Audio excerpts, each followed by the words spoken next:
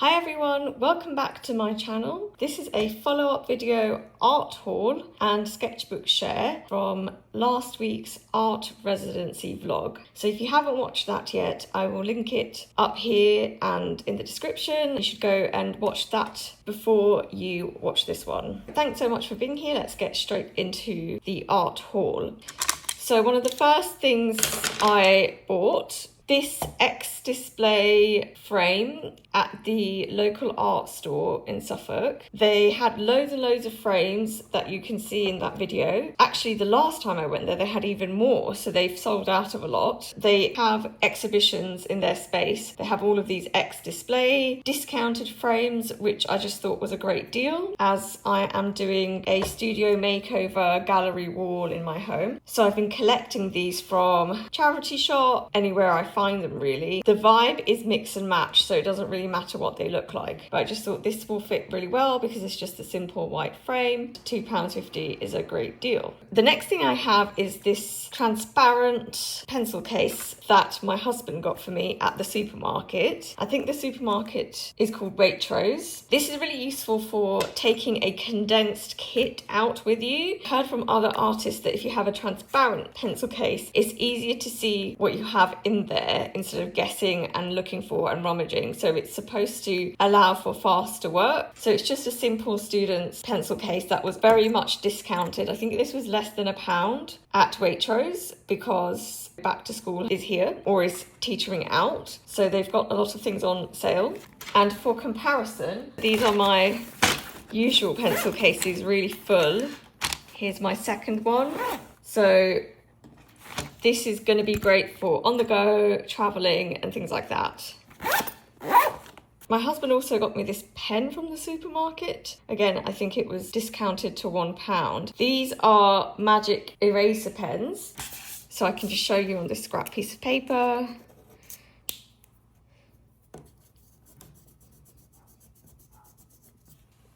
Also from the supermarket, but I know you can get them in Ryman's here in the UK. They are by a brand called Legami Milano. They come in all sorts of colours and characters, so I'll show you the others that I have. I have these ones from before. They are all finished now. Apparently you can get new ink for them, which I would like to do. And they just have cute little faces and different characters on, which is very delightful. Next I have these 4 pencils from Derwent. We've got 2 Derwent Inktense from the art store in Suffolk, and we have 2 Derwent Coloursoft, which I've never tried before. It's difficult because in this particular art store there is nowhere to swatch. I was just going off based on the colours here, thinking about the colours that I don't have at home. So I tried to get colours that I don't have, and I also wanted to try these types of pencil, the Coloursoft. I was wondering if they're anything like the Prismacolors that I have because I really love them, and they are known for their softness. The receipt doesn't actually tell me which is which, unfortunately. They were around £3 each. Some of them were just over £3 and some of them were just under £3. Let's do some swatching.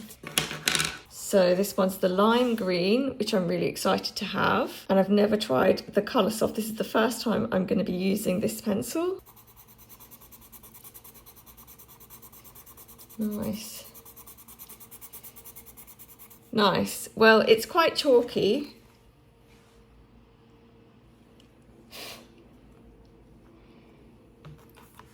But it's bright. It feels soft, but the actual nib doesn't feel soft. It actually feels quite spiky and hard. That's interesting compared to, that feels a lot softer. I think they are the softest pencils on the market. I just love these. I know they break, but I just love them so much. I'll write this one. So this one is Derwent.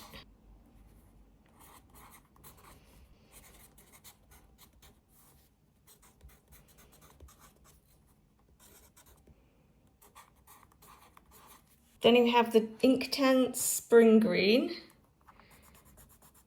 That's a nice darker green for going into autumn. But it's called Spring Green, and the actual colour at the end is nothing like that colour, and I don't think the name matches it either, so I don't know if that's some kind of misprint. Then we have the Colour Soft in Deep Cadmium. Oh, I didn't know they were made in England. That's cool.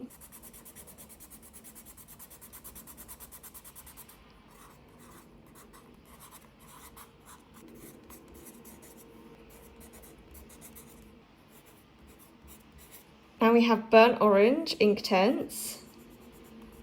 Another good colour for autumn. These are really good colours for autumn.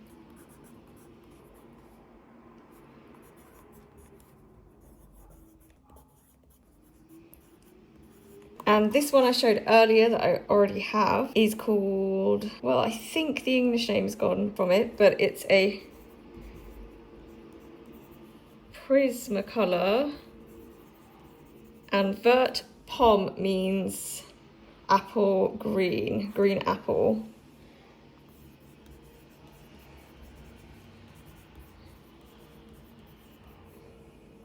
And that's PC912. By the way, I keep all of my tinies in the ceramic bowl that I made with you guys in a video from a few weeks ago. So go back and watch that.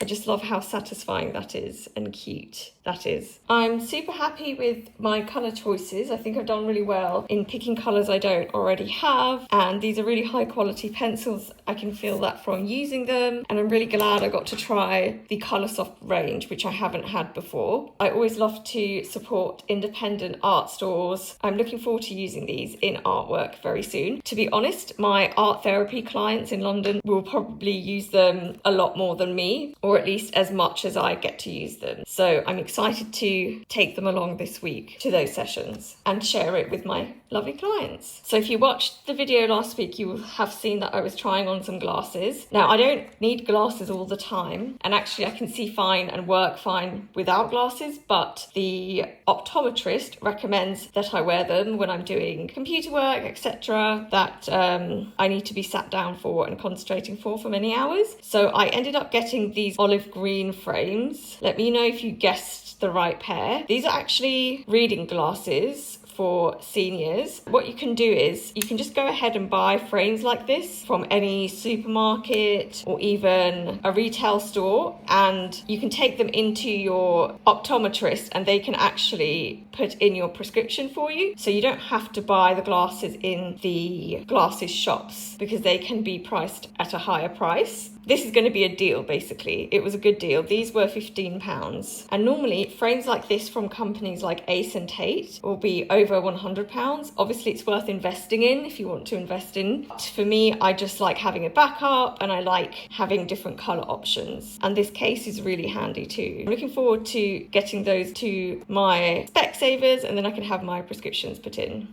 The last thing I bought was this A2 folder to hold my life drawing sketchbook, because my life drawing sketchbook is much larger than any of my other sketchbooks that I own. I was coming across the problem of just carrying my life drawing sketchbook in a open carrier bag, and what happens is that when it rains, it really risks ruining and damaging the pages, which I'm always a bit worried about. But I was happy to find this in the local art shop in Suffolk, and it was only £9.49. I've already been using it, which is why it looks like this, and I'll show you what it looks like with my sketchbook inside. And here's what it looks like when it's holding my sketchbook. They did have smaller folders. They didn't seem as sturdy as this one. This was the only one in this brand that I could find there, so I opted to go for the larger one, and then I always have the option to carry larger artwork in this folder. Okay, now let's review the artwork that I made on the art residency week last week. So if you didn't watch my video last week, I actually did what I called a self-imposed art residency vlog, where for 5 days I was pet sitting for family and I was working as well. I decided, because I'm in a new environment, to carve out some hours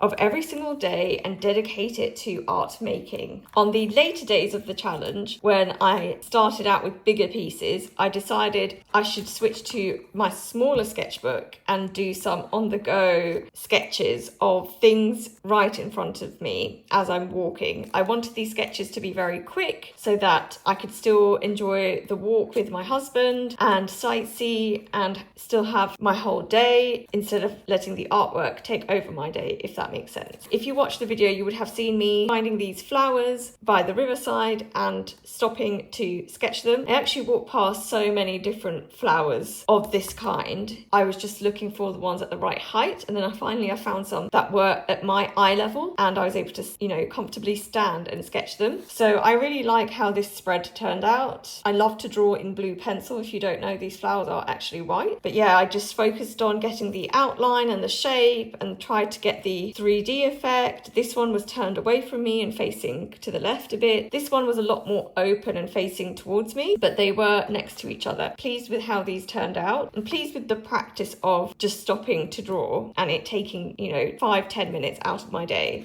Then we walked past this church that was in the distance. This was harder to draw. I found that I needed to lean, and it was kind of like hard to stand and like make the lines, I guess. I was struggling a bit more, which is why it's a bit wonky, but that's actually my style anyway. I really enjoyed just this quick capture. Again, it didn't have to take me out of the moment, and I still enjoyed the walk with my husband. He was patient. He just kind of sat on the bench waiting for me, but I also didn't take very long doing them. I just like how I've captured snippets of the day. I've noticed that if I am drawing or painting a scene, I pay a lot more attention to what I'm doing, to my surroundings, sorry. I've noticed that it helps me remember a lot more in detail that day of my life. Just in case you're wondering, it's called St Andrew's Church, Great Conrad. Just had a really cool roof and windows and brick, which I loved. Okay, so those were my sketches on the go in my small A5 art creation sketchbook. Now I'm going to show you my bigger pieces. Okay, so the first piece that I did on my self-imposed artist residency, if you don't know what that means, it's basically forcing myself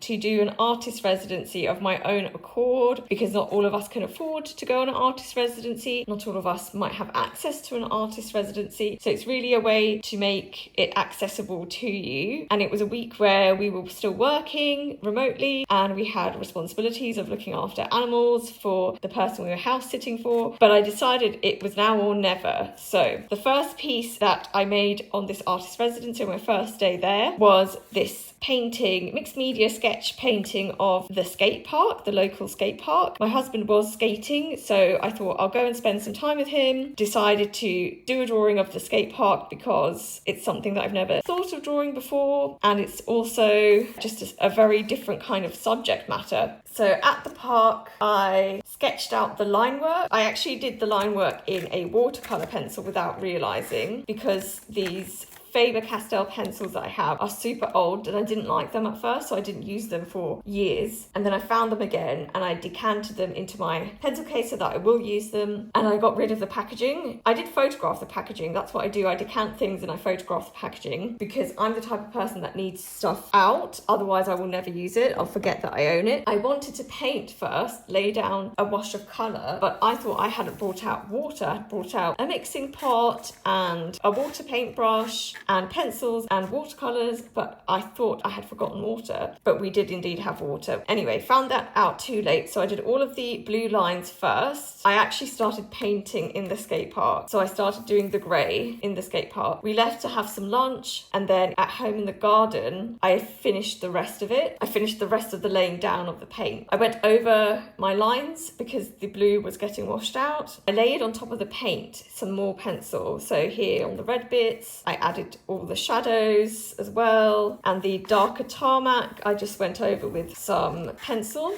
There were trees in the background and other foliage, but I thought I don't really want the eye to detract from the point of the sketch painting. So yeah, this is my first piece of work that I made on the residency. Let me know what you think down below. How do you think it turned out? Would you consider painting a skate park? Is it very strange or is it kind of interesting? I do try and draw things that are outside of my comfort zone, like cars and vehicles, because it just gets your brain working in a different way to work with a different subject matter, and I found it very, very refreshing. The most time-consuming piece was probably this one. It took me so long to do this. It took me about an hour and a half to 2 hours in the actual cafe on location to lay down all of the initial line work. There was a massive armchair in the way, so I actually couldn't see anything below this point. I could only see everything up here. In the cafe, I drew all of this, and then I kept having to raise up from the seat and then sit back down and draw the rest, which was tricky. But then I think that's nice because it keeps it loose as well. And then in the actual cafe, I did also start laying down the paint. So I think I painted this, you know, the roof colours and the building colours here. And then it was time to leave the cafe, so I had to hit pause on the project. Later I finished painting all of the pieces. So the sky was done in the cafe, but all of the bits here and all the white for the wood and the windows and this building to the side, that was all painted later, including the statue and the plinth. I also did small details with paint here, which took a long time. And then I just came back over with the same pencil that I drew with. It was a Luminance 6901. I guess it's a brown. It's quite a reddish brown, but it's really nice to draw in. I normally always draw it in blue, but I felt like this really lended well to the old buildings. It was just really satisfying to go over the top of the lines and just to make the lines a lot more vibrant and make them stand out a lot more. It was just very satisfying to be able to go back in and do that.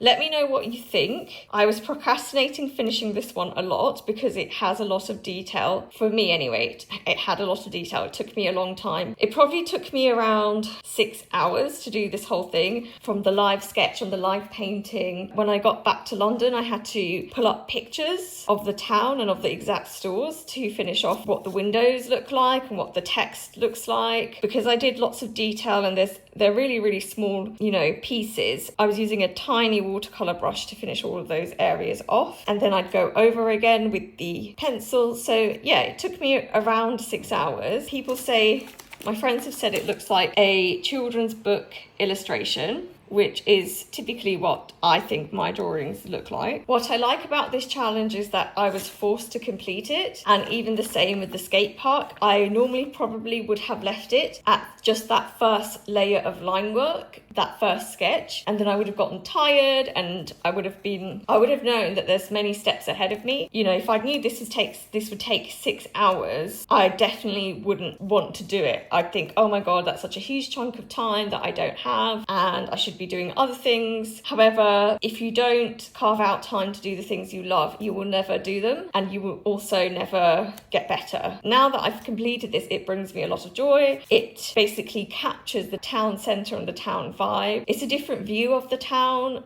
centre because the normal view is looking forward at the statue, and behind is this really beautiful church that is now an art centre. However, I like that I've got a different angle of that main town centre square. So yeah, let me know how you think it turned out and what you think of my process. I like that, like, this window is a bit wonky and just gives it life, really. I hadn't realised, and it made me laugh, that until I started this mixed media painting, that all of these stores are in fact just estate agents. So in the UK we call them estate agents. What do you call them in the States? I think you might call them real estate brokers or something like that. Places that sell and advertise rentals and properties for sale. It's very telling of the British high street in the year 2025. And I kind of like that. And then finally, we have my favourite one, my favourite piece that I made in the whole week. It's of this old Victorian, this is 1903, so the one would have been behind the ivy, but it's this old Victorian refuse works. Basically, it's like a sewage place, somewhere for things like that.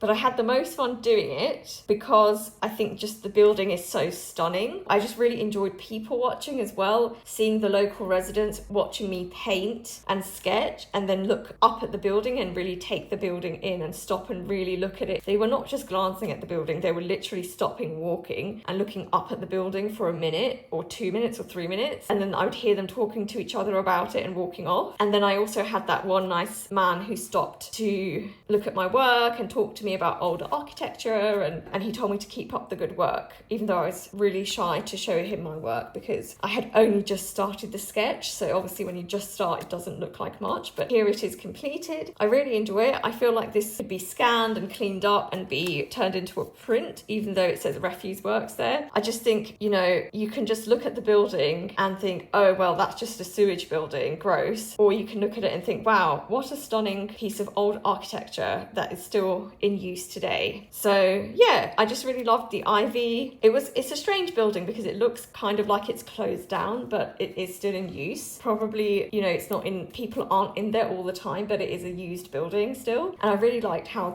a pigeon sat right on top of this globe on top of the building, and that I managed to get him. I even like how grey and dull the day was, so that I caught the, you know, stormy looking sky and clouds, and even the unflattering or unaesthetic aerial that actually fits really well. This aerial was actually much higher, and I think there were two, but I decided to keep the one that was much higher and just bring it down. But yeah, I just enjoy all the little details, like all the little grey bricks surrounding the wooden doors, and the red brick colour, the vibrant red brown brick colour of the building, and the different types of ivies and foliage that were growing, and this circular window with the 1903 detail. It's lovely. Let me know what you think of this self-imposed art residency. How do you think all of my pieces turned out? What were your favourite pieces that I made on this challenge? And do you have any tips for me? What should I try next? Are you going to do this challenge? You know, I really hope that you guys also make time for creating, and, you know, it doesn't have to be a perfect situation, just pockets of time here and there, visiting friends or family, or going on a long walk, or visiting a new location for the day, and just calling it an artist residency and giving it that time and space for you to create and to enjoy yourself and to see, you know, what you're capable of, where you are at now.